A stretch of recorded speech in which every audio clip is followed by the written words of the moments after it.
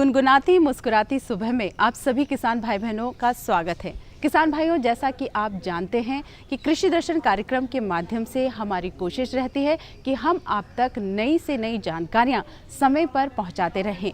तो आइए कृषि दर्शन कार्यक्रम में सबसे पहले देखते हैं खबरें खेती की। कृषि मंत्री ने किया भारतीय अंतर्राष्ट्रीय व्यापार मेले का दौरा। कृषि के क्षेत्र में महिलाओं की भागीदारी बढ़ी। उन्नत बीजों से कृषि उत्पादकता बढ़ी। राष्ट्रीय गोकुल मिशन देशी पशुओं के लिए लाभकारी और किसान चैनल कार्यशाला का आयोजन। नमस्कार, खबरें खेती की में आपका स्वागत है। मैं हूं प्रतिमा शर्मा। अब खबरें विस्तार से। केंद्रीय कृषि मंत्री श्री राधा मोहन सिंह ने नई दिल्ली के प्रगति मैदान में चल रहे व्यापार मेले में लगे कृषि पंडाल का निरीक्षण किया। इसे कृषि के क्षेत्र में एक महत्वपूर्ण उपलब्धि बताते हुए कहा कि कृषि अब व्यापार का रूप ले रहा है। कृषि मंत्री ने कृषि मंडप में भागीदारी कर रहे किसानों, वैज्ञानिकों व महिला उद्यमियों का उत्साहवर्धन करते हुए कहा, देखिए, पूरी प्रदर्शनी के देखने के बाद इतना स्पष्ट है कि कृषि के क्षेत्र में बड़ी तेजी से वैज्ञानिकता का प्रवेश हो रहा है और कृषि अब व्यापार के रूप में भी लोग ले रहे हैं। उच्च पैदावार की फसलें, हॉर्टिकल्चर के क्षेत्र में भी आप देखेंगे तो नए नए उच्च पैदावार के बीजों के पौधों के इजाद हुए हैं। फिर फिशरी डेयरी के क्षेत्र में भी काफ़ी प्रगति की ओर जा रहे हैं। लोगों का रुझान भी इस क्षेत्र में बड़ी तेज़ी से आ रहा है। ये देखने के बाद लगता है कि वास्तव में जिस प्रकार का आकर्षण एक कृषि के व्यापार मंडप में जितना आकर्षण लोगों का हम देख रहे हैं, उससे लगता है कि निश्चित रूप से इस देश में कृषि का भविष्य निश्चित रूप से काफ़ी उन्नत होगा। कृषि मंत्री ने कहा कि कृषि के क्षेत्र में महिलाओं की भागीदारी लगातार बढ़ रही है। आज महिलाएं कृषि के अलावा डेयरी और मछली पालन के क्षेत्र में भी सक्रिय हो रही हैं। इस बार की जो विशेषता है कृषि का जो ये पंडाल है, इसमें विशेषता ये है कि कृषि के क्षेत्र में, डेयरी के क्षेत्र में, फिशरी के क्षेत्र में किस प्रकार से महिलाओं का योगदान देश में तेज़ी से बढ़ रहा है, ये इस बार जो हमारा स्टॉल लगा है उसकी सबसे बड़ी विशेषता है। केंद्रीय कृषि मंत्री ने कहा कि किसानों का रुझान हॉर्टिकल्चर, मछली पालन और डेयरी के क्षेत्र में बढ़ा है, जिससे इस क्षेत्र के विकास की काफ़ी संभावनाएं हैं। तो 125 करोड़ लोगों का जो देश है, इसमें सबको सरकारी नौकरी नहीं मिल सकती। तो आइए हम सब लोग मिलकर खेती के काम में लगे और जो नए नए नस्ल के बीज तैयार हो रहे हैं और उच्च पैदावार वाले बीज तैयार हो रहे हैं, इनके माध्यम से हम भारी मुनाफा भी कमा सकते हैं और बड़े पैमाने पर डेयरी, फिशरी के क्षेत्र में रोजगार के अवसर हैं, हॉर्टिकल्चर में रोजगार के अवसर हैं। इसलिए खेती को प्रमुख रोजगार का साधन बनाएं। केंद्र सरकार द्वारा चलाए जा रहे राष्ट्रीय गोकुल मिशन को देसी पशुओं के लिए लाभकारी बताते हुए कृषि मंत्री श्री सिंह ने कहा कि संकर प्रजाति की नस्लों की अपेक्षा देसी नस्लों के पशुओं की प्रतिरोधक क्षमता अधिक होती है। बदलते वातावरण व बढ़ते तापमान में ये देसी नस्लें अधिक सफल होती हैं। देखिए, दुनिया में तेजी के साथ क्लाइमेट चेंज हो रहा है और सारे वैज्ञानिक मान रहे हैं कि ये जो विदेशी नस्ल, संकर नस्ल की गाय हैं, यदि अगले 10 वर्षों के अंदर 1 डिग्री टेम्परेचर बढ़ा तो ये गर्म तापमान बर्दाश्त नहीं कर सकता है और उसका असर शुरू हो गया है। अपने देश में तो शुरू हो गया है। तो इसीलिए देसी नस्ल की जो गायें हैं उसके पास प्रतिरोधी ताकत ज़्यादा है। वो बदलते हुए तापमान के प्रभाव का सामना कर सकता है। तो देसी नस्ल के जो गायें हैं, दुधारू पशु हैं, उनके नस्ल सुधार, संवर्धन और संरक्षण पर पूरा देशवासी लगे, तब 10 वर्ष बाद जो आने वाली चुनौती है उसका हम ठीक से सामना कर पाएंगे। किसान भाई बहनों के लिए एक शुभ सूचना। दूरदर्शन शीघ्र ही किसान चैनल शुरू करने जा रहा है। इसको लेकर पिछले दिनों किसान चैनल कार्यशाला का आयोजन किया गया। भारत सरकार द्वारा किसानों के लिए 24 घंटे का किसान चैनल शुरू किया जाने वाला है। इसको लेकर दूरदर्शन महानिदेशालय द्वारा पिछले दिनों एक कार्यशाला का आयोजन किया गया, जिसमें दूरदर्शन केंद्रों के केंद्र प्रमुखों एवं कृषि दर्शन कार्यक्रम निर्माताओं ने भाग लिया। इस कार्यशाला में कृषि कार्यक्रम रूपरेखा चार्ट एवं कार्यक्रम निर्माण के बारे में विस्तृत चर्चा हुई। इस मौके पर प्रसार भारती के अध्यक्ष डॉक्टर ए सूर्यप्रकाश ने किसान चैनल की भावी संभावनाओं के बारे में बताया। मैं ये कहना चाहता हूँ कि मैं तो बहुत एक्साइटेड हूँ क्योंकि this is going to be a very great opportunity. इस देश में एक निश चैनल हम कहते हैं ना, डिवोटेड स्पेशली टू किसान एंड रूरल डेवलपमेंट।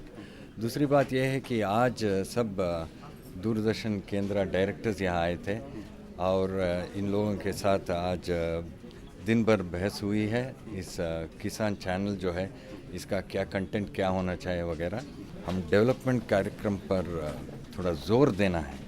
वो ज़ोर सिर्फ एक पब्लिक सर्विस ब्रॉडकास्टर दे सकते हैं, क्योंकि जो जिनके मन में कमर्शियल आ जाता है वो इस पर ध्यान नहीं देते। लेकिन हमारा पहले जिम्मेदारी है public service. Public service broadcaster मतलब पहले जिम्मेदारी पब्लिक सर्विस, तो हम उस पर लगे रहे। इस कार्यशाला में दूरदर्शन महानिदेशक श्रीमती विजय लक्ष्मी छाबड़ा, किसान चैनल के प्रमुख श्री रंजन मुखर्जी, उप महानिदेशक कार्यक्रम श्री शिवाजी फुलसुंदर एवं किसान चैनल के सलाहकार श्री नरेश सिरोही ने निर्माण संबंधी सभी संभावनाओं एवं उनके कार्यान्वयन संबंधी सभी विषयों पर चर्चा की। खेती किसानी में मौसम का योगदान न हो तो खेती संभव ही नहीं हो सकती। इसीलिए हम हमेशा आपको देते हैं मौसम की पूर्व जानकारी। मौसम विज्ञान विभाग के अनुसार जम्मू और कश्मीर के क्षेत्रों में पश्चिमी विक्षोभ का असर पड़ने की संभावना है। पश्चिम बंगाल और अंडमान और निकोबार द्वीप समूह के कई इलाकों और दक्षिणी भारत के कुछ हिस्सों में बरसात होने की उम्मीद है। पश्चिमी उत्तर प्रदेश, दिल्ली, हरियाणा, पंजाब के इलाकों के तापमान में 1 से 2 डिग्री सेंटीग्रेड की कमी आने की उम्मीद है। देश के अन्य हिस्सों में मौसम सामान्य रहने की संभावना है। खेती की खबरों में आज इतना ही। कृषि दर्शन कार्यक्रम में और अधिक रोचक और ज्ञानवर्धक जानकारियों के लिए देखते रहिए कृषि दर्शन। ये लो और बताओ। बस। अरे ये क्या भैया जी, बस इतनी सी रासायनिक खाद? किसानी छोड़ रहे हो क्या? किसानी नहीं, नादानी छोड़ रहे हैं। मिट्टी की जांच कराई है। अब तो लालाजी जितनी जरूरत है उतने ही उर्वरक खेत में डालेंगे। हाँ, किसान भाई आज ही अपने जिले की नजदीकी भूमि परीक्षण प्रयोगशाला में मिट्टी की जांच जरूर करवाएं और मिट्टी में पोषक तत्व, नमी व पौधे के विकास को देखते हुए केवल जरूरत के अनुसार ही पोषक तत्व डालें। और हाँ, मिट्टी में गंधक, जस्ता, बोरोन जैसे सूक्ष्म पोषक तत्वों का पता लगाना भी न भूलें। उर्वरक और जैविक खाद के सही उपयोग से भूमि का उपजाऊपन बनाए रखें, उत्पादकता बढ़ाएं, खर्चा घटाएं और बहुमूल्य विदेशी मुद्रा बचाने में भी सहयोग दें। और हाँ, धीमी गति से नाइट्रोजन उपलब्ध कराने वाले उर्वरकों जैसे नीम लेपित यूरिया को प्राथमिकता दें और यूरिया का पत्तों पर छिड़काव करें। अरे वाह, तू तो सचमुच समझदार हो गया रे। अधिक जानकारी के लिए संपर्क करें जिला कृषि अधिकारी या किसान कॉल सेंटर। किसान भाइयों, हमारी खेती दिन प्रतिदिन यंत्रों पर आधारित होती जा रही है। जहां पहले बैलों का इस्तेमाल किया जाता था, आज वहीं मशीनों का इस्तेमाल किया जाने लगा है। मशीनों में जो प्रमुख यंत्र है वो है ट्रैक्टर। ट्रैक्टर का इस्तेमाल करते वक्त किन खास बातों का रखे ख्याल, आइए जानते हैं कार्यक्रम के इस भाग में।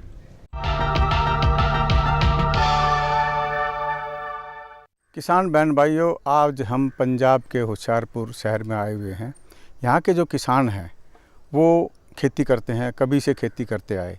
और एक समय था जब हम बैलों से खेती करते थे और सारे दिन में 1 एकड़ ज़मीन जोती जाती थी बड़ी मेहनत से।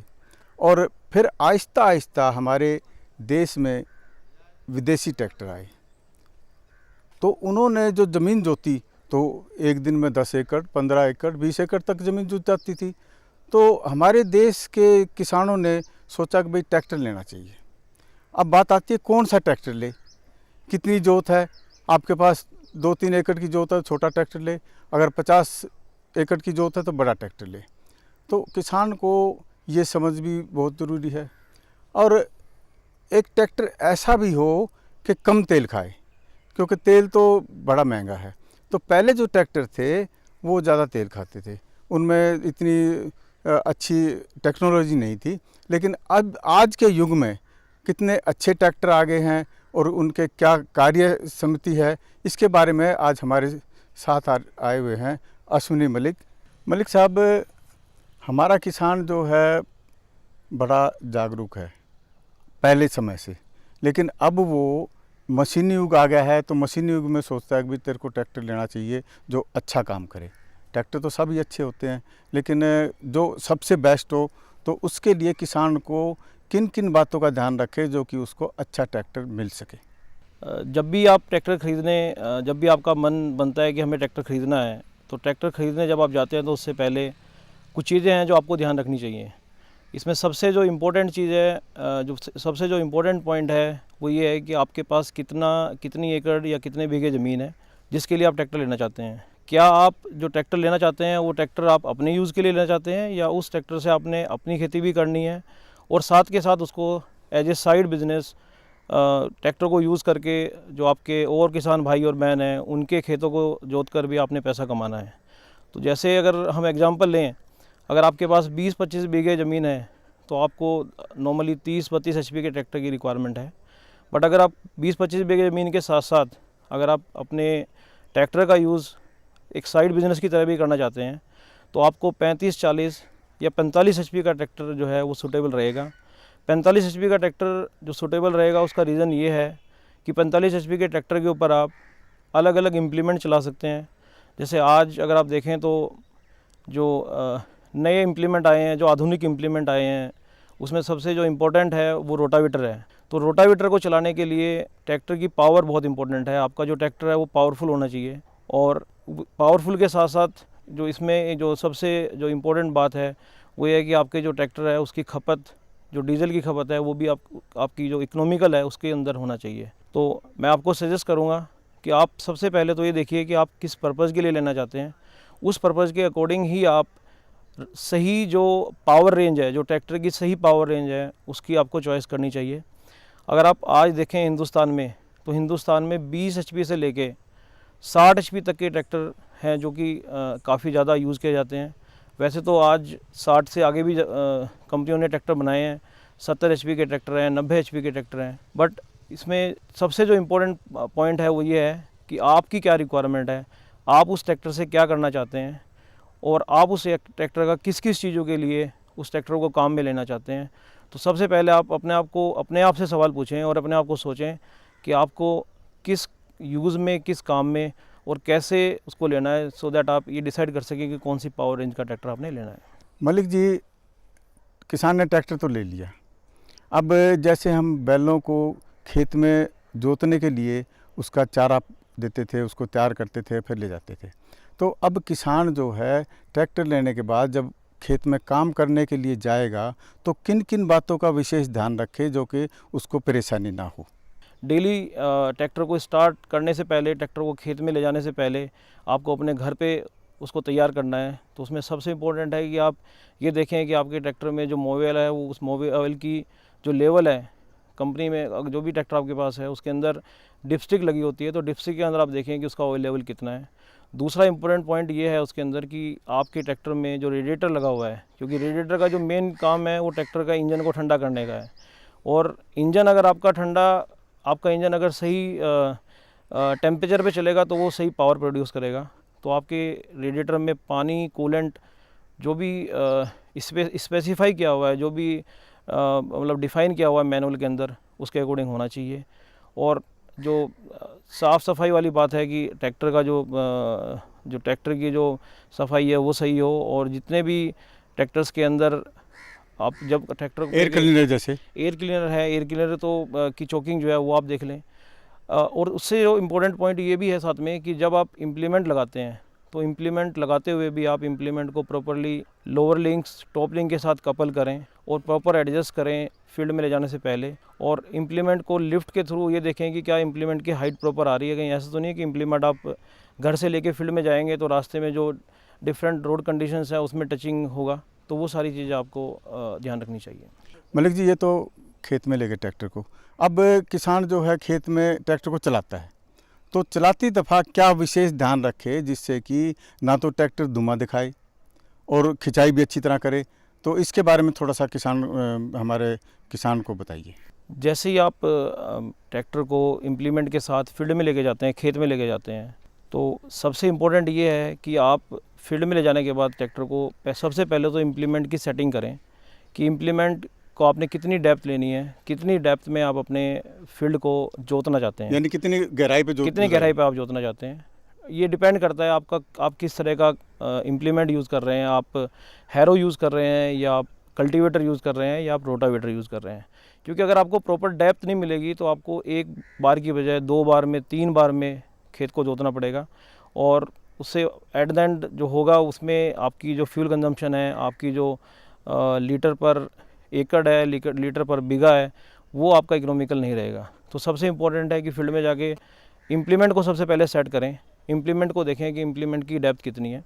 उसके बाद इम्प्लीमेंट को सेट करने के बाद आज अगर हम नए जो लेटेस्ट ट्रैक्टर चल रहे हैं, अगर हम 70s 80s की बात करें तो पहले जो हाइड्रोलिक होती थी, हाइड्रोलिक में सेंसिंग जो मैकेनिज्म है वो नहीं होता था, बट अभी जितने भी ट्रैक्टर हैं हमारे उनमें सब में सेंसिंग मैकेनिज्म है। तो अपने डेप्थ को कंट्रोल करने के बाद फिर आप अपने जो आपके पास 2 लीवर होते हैं, एक ब्लैक कलर का लीवर है और एक रेड कलर का लीवर है।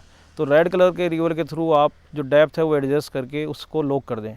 उसके बाद आपको फिर कोई भी रिक्वायरमेंट नहीं पड़ेगी इम्प्लीमेंट का जो लीवर है, जो हाइड्रोलिक का जो लीवर है उसको टच करने की। और ड्राफ्ट कंट्रोल के थ्रू ऑटोमेटिकली जो हाइड्रोलिक है वो इम्प्लीमेंट की एडजस्टमेंट करेगी सॉइल कंडीशन के अकॉर्डिंग। जैसे भी आपकी खेत की कंडीशन है, जैसे भी आपकी सॉइल की कंडीशन है, उसके अकॉर्डिंग अप एंड डाउन जहाँ भी आएंगे तो ऑटोमेटिकली जो आपकी लिफ्ट है जिसमें सेंसिंग लगी हुई है वो उसको एडजस्ट करेगी। और जिस सेटिंग पे आपने 4 सेंटीमीटर 5 सेंटीमीटर जिस सेटिंग के अंदर भी आपने एडजस्टमेंट की है वो with in fraction of second उस सेटिंग पे दोबारा आपकी उसी सेटिंग को ऑटोमेटिकली ले लेगी। तो ये दूसरा पॉइंट है। तीसरा पॉइंट है कि आप जैसे जो इम्प्लीमेंट है, इम्प्लीमेंट जब कनेक्ट होता है ट्रैक्टर के साथ तो वो लेफ़्ट और राइट 2 डिफरेंट लोअर लिंक्स हैं जिनके अंदर कनेक्ट होता है।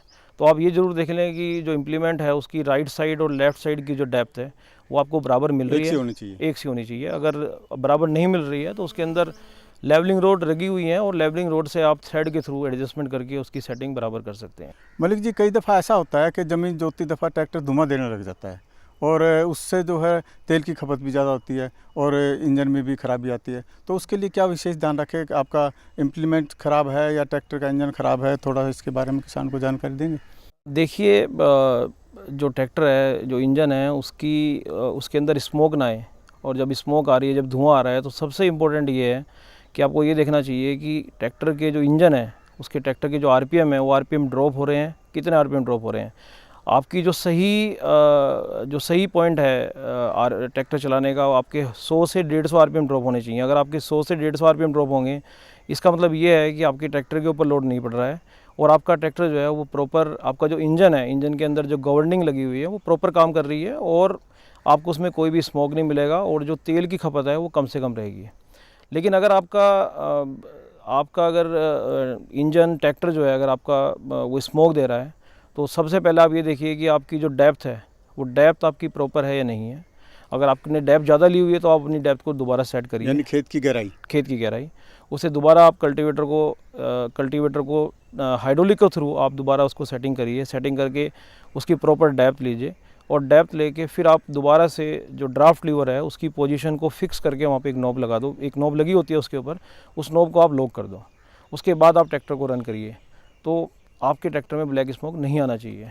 अगर आपके ट्रैक्टर में उसके बाद भी ब्लैक स्मोक आ रहा है तो आपको ये भी देखना चाहिए कि आप किस स्पीड के ऊपर ट्रैक्टर को चला रहे हो, कौन से गियर में ट्रैक्टर को चला रहे हो। तो क्या वो गियर, वो स्पीड ट्रैक्टर के लिए सूटेबल है उस पर्टिकुलर सॉइल कंडीशन के लिए। अगर सॉइल बहुत हार्ड है तो वहाँ पे आपको जो गियर है वो छोटा गियर यूज़ करना पड़ेगा।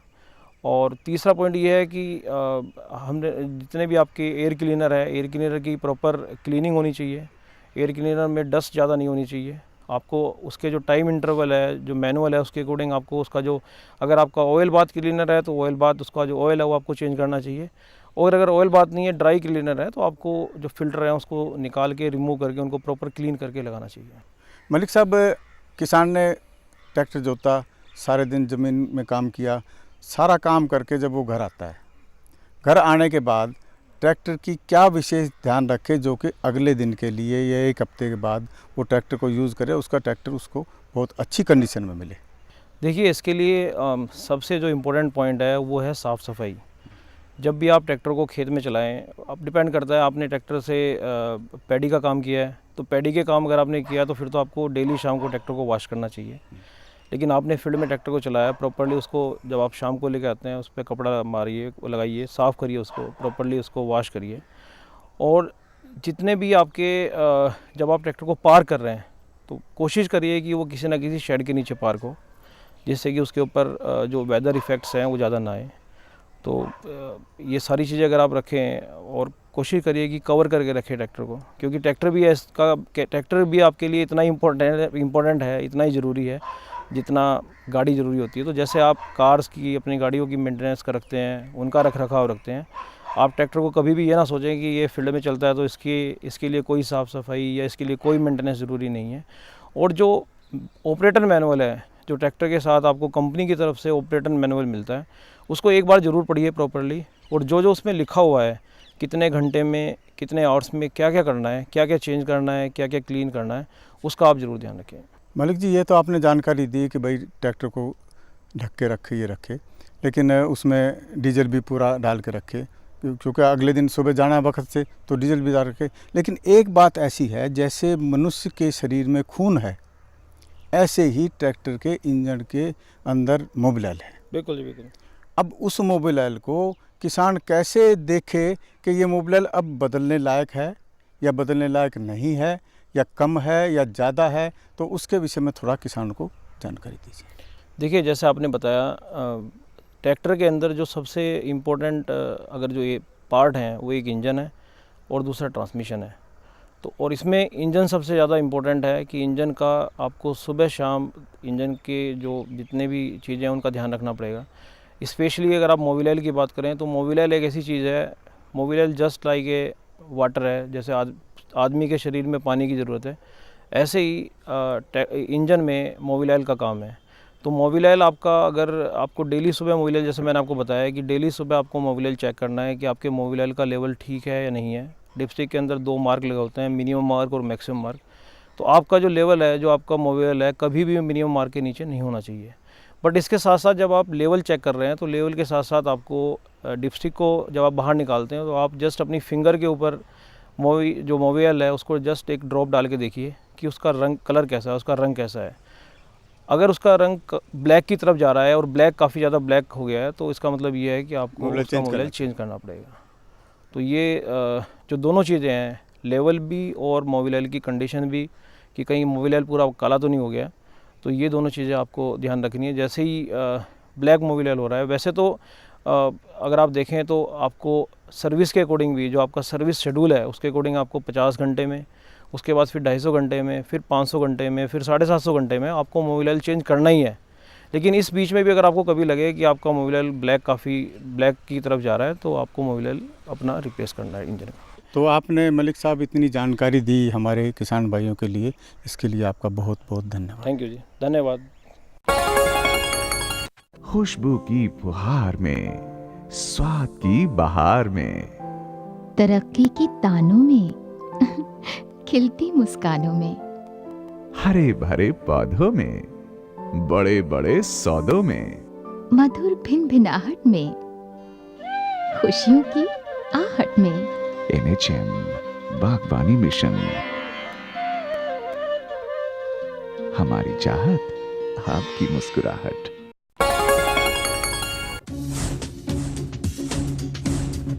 जुड़िए हमारे साथ ट्विटर पर twitter.com/कृषिदर्शन-DD, फेसबुक पर facebook.com/कृषिदर्शन-DD और देखिए कृषि दर्शन अब यूट्यूब पर भी youtube.com/user/कृषिदर्शन-DD। भेजे हमें मेल कृषिदर्शन-DD@gmail.com पर। आपको हमारा कार्यक्रम कृषि दर्शन कैसा लगा? अपने सुझाव, प्रतिक्रियाएं एवं सवाल हमें इस पते पर भेजें। कृषि दर्शन, कमरा नंबर 10, CPC दूरदर्शन, खेलगांव, नई दिल्ली 110049।